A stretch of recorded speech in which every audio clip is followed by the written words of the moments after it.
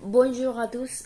Aujourd'hui, je vais parler sur le livre Le psychanalyste, qui est un ouvrage de John Katzenbach, paru en 2002 et édité par la Librairie Journal.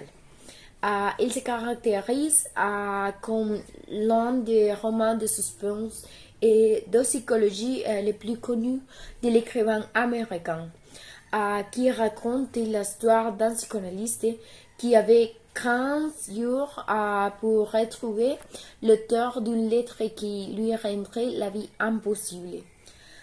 Bon, pour commencer, j'ai choisi ce livre car John Katzenbach est un de mes écrivains préférés et j'avais déjà lu d'autres livres de lui et je l'aime bien car c'est un écrivain qui arrive à vous happy dès la première page de chacun de ses livres. D'autre part, la renommée et la popularité de psychanalyste est indéniable. Et après avoir lu de nombreuses critiques et synopsis, j'ai décidé de lire cet ouvrage impressionnant et qui vous fait vivre et entrer dans le monde du psychanalyste Frederick Stark. Je vais parler un peu des personnages. Le personnage principal de l'histoire est le docteur Frederick Stark, un psychanalyste qui reçoit une mystérieuse lettre. On retrouve également d'autres personnages secondaires comme Rumpelstiltskin, l'auteur supposé de la lettre mystérieuse, et Virgil est l'assistante de l'auteur de la lettre, et elle est très frappante et attirante.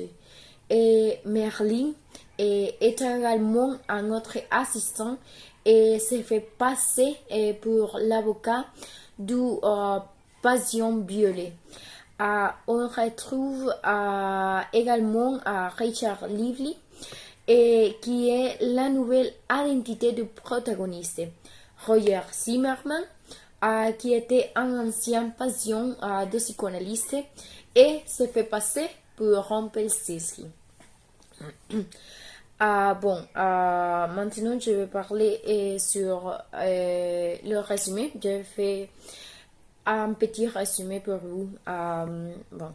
Voici l'histoire d'un psychanalyste nommé Frederick Stark. Après avoir reçu une lettre très menaçante dans laquelle il dit qu'il doit se suicider, sinon dans les 15 jours, il assassinera lentement toute sa famille. Par conséquent, ses médecins devaient découvrir un peu de temps l'identité de la personne qui avait écrit ces lettres. Maintenant je vais lire un petit extrait sur ces lettres. Feliz 53 cumpleaños, doctor. Bienvenido al primer día de su muerte. Al principio pensé que debería matarlo para ajustarle las cuentas sencillamente, pero me di cuenta de que eso era demasiado sencillo. Es un objetivo patéticamente fácil, doctor. De día no cierra las puertas con llave. Da siempre el mismo paseo por la misma ruta de lunes a viernes. Los fines de semana sigue siendo de lo más predecible hasta la salida del domingo por la mañana para comprar el Times y tomar un bollo y un café con 2 terrones de azúcar y sin leche en el moderno bar situado 2 calles más abajo de su casa. Demasiado fácil acecharlo y matarlo. No habría supuesto ningún desafío. Y dada la facilidad de ese asesinato, no estaba seguro de que me proporcionara la satisfacción necesaria. He decidido que prefiero que se suicide. Ricky Stark se movió incómodo en el asiento. Podía notar el calor que desprendían las palabras como el fuego de una estufa de leña que le acariciara la frente y las mejillas. Tenía los labios secos y se le humedeció en vano con la lengua. Suicídese, doctor. C'est l'extrait et maintenant je vais continuer avec le résumé. Tout commence lorsque le docteur Frederick Stark a eu 43 ans et reçoit une lettre le félicitant. Mais en même temps, cela représente le début de son malheur. Celui qui a écrit cette lettre est un psychopathe qui dit que ce docteur a ruiné sa vie. Alors, il a entrepris de ruiner la sienne. Dans la lettre, ils disent aux psychanalystes que l'assassiné ne signifie aucun défi. Alors, il lui demande de se suicider, mais s'il parvenait à découvrir le véritable auteur de la lettre, il pourrait être sauvé dans un délai de 15 jours. Mais il doit aussi le publier dans un journal. S'il ne le faisait pas, il devait se suicider, car s'il ne le faisait pas, l'auteur de la lettre qui se faisait appeler Rumpelstiltskin tuerait tous les parents de Mozart. À la nuit, le docteur Starr a commencé à appeler à chacun de ses proches avec qui il n'avait pas eu beaucoup de contact en ce moment. Il s'est donc senti un peu mal à l'aise et certains d'entre eux ne se souvenaient même pas de lui. Et il leur a semblé très étrange qu'il les ait localisés après si longtemps. En le appelant, il a cherché à savoir si quelque chose d'inhabituel s'est passé pour certifier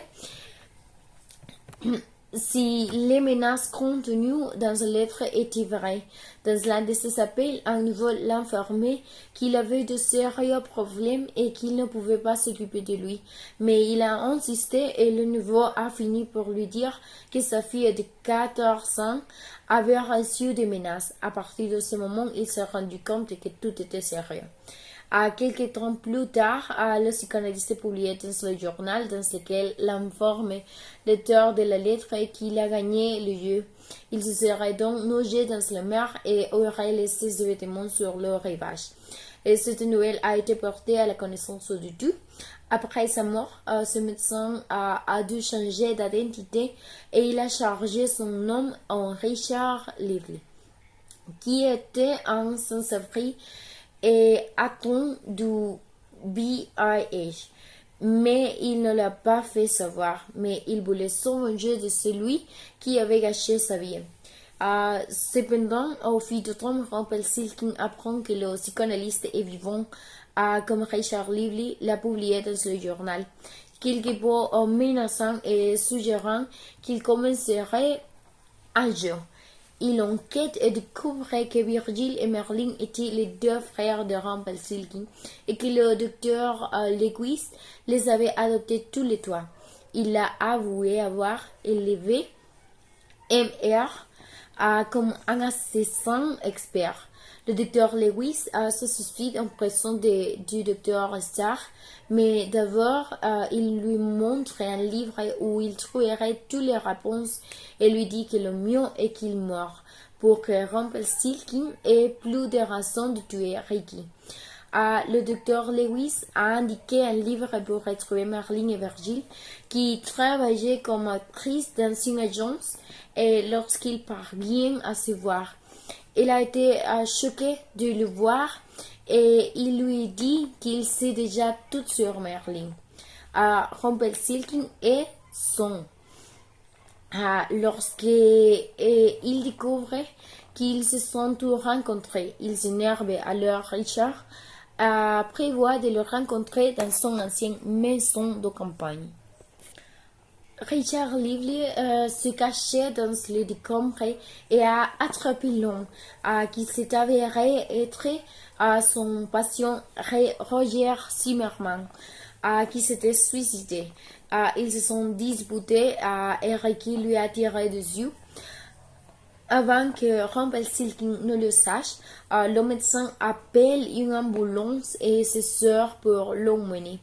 Il lui aura dit que les jours étaient terminés et qu'il serait le payer mensuellement pour ses consultations, car il avait détruit sa carrière. Il devait également placer les propriétés qui lui avaient été prises au nom de Richard Lively, et s'il ne le faisait pas, il se consacrerait à mettre fin à leur dur. De cette façon, maintenant, Ricky était celui qui menacerait les trois frères. Il décide de changer de vie. Il part vivre à Port-au-Prince, en Haïti, sous le nom de Richard Lively. Et après un an, il retourne aux États-Unis et envoie une bouteille de vin à Merlin et donne à Virgile des livres avec une note qui disait « Je pense toujours à toi, Dr. S. Pour finir, je vais seulement ajouter que personnellement, je considère que c'est un livre idéal pour les amateurs de thrillers psychologiques. C'est un ouvrage captivant dans la première page, plein de mystères et d'intrigues qui donne envie de finir le livre en une seule journée pour connaître les réponses à toutes ces inconnues et ils se développent tout au long de l'histoire. Bien qu'il convient de mentionner que je considère également que c'est un livre pour tout type de personnes et je ne doute pas qu'il l'apprécierait dans chacune de ces pages. Et j'aime sincèrement ce livre et je l'ai lu tellement de fois et je trouve toujours quelque chose de nouveau qui me surprend. Cependant, la seule chose que je changerais ou critiquerais négativement à propos de ce livre est que la fin était très légère et rapide, et je pense, et que ça aurait pu être développé un peu plus. C'est tout et merci. À bientôt.